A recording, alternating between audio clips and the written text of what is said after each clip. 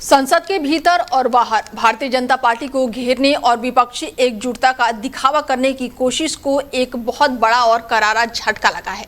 आगामी 8 जून को देश की राजधानी दिल्ली में इंडिया गठबंधन के बड़े नेताओं की एक हाई प्रोफाइल बैठक होने जा रही है। लेकिन इस महाबैठक से पहले ही विपक्षी खेमे में एक ऐसी भयंकर बगावत हो गई है जिसने गठबंधन की नींव हिला दी है। तमिलनाडु की सत्ताधारी पार्टी डीएमके ने इस बैठक का पूरी तरह से बहिष्कार कर दिया है। तमिलनाडु में बदले राजनीतिक घटनाक्रम के बाद से कांग्रेस और डीएमके के बीच के रिश्ते इस कदर बिगड़ चुके हैं कि अब दोनों का एक मंच पर आना नामुमकिन नजर आने लगा है। दिल्ली में होने वाली इस रणनीतिक बैठक में देश भर के करीब 17 विपक्षी दलों के शामिल होने की उम्मीद है। इस बैठक का मुख्य उद्देश्य संसद के आगामी सत्र को लेकर विपक्ष की साझा रणनीति तैयार करना था।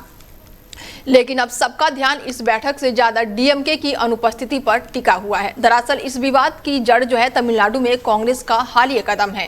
कांग्रेस ने तमिलनाडु में लंबे समय से सहयोगी रहे डीएमके का साथ अचानक से ही छोड़ दिया। कांग्रेस ने राज्य में मुख्यमंत्री थलापति विजय की पार्टी टीवीके के साथ नया चुनावी राजनीतिक गठबंधन कर लिया और अब वहां पर सरकार का हिस्सा भी बन गए हैं।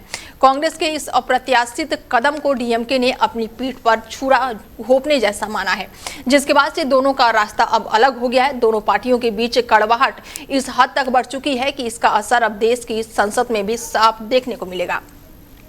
डीएमके के लोकसभा नेता जो है उन्होंने लोकसभा स्पीकर ओम बिरला को एक अधिकारिक पत्र लिखा है। इस पत्र में मांग की गई है कि लोकसभा के भीतर डीएमके के सांसदों के बैठने की व्यवस्था कांग्रेस के बेंचों से पूरी तरह से अलग और दूर की जाए। डीएमके का यह कदम साफ संकेत देता है कि अब वो दिल्ली में भी कांग्रेस के साथ किसी भी तरह का संबंध रखने के मूड में नहीं है।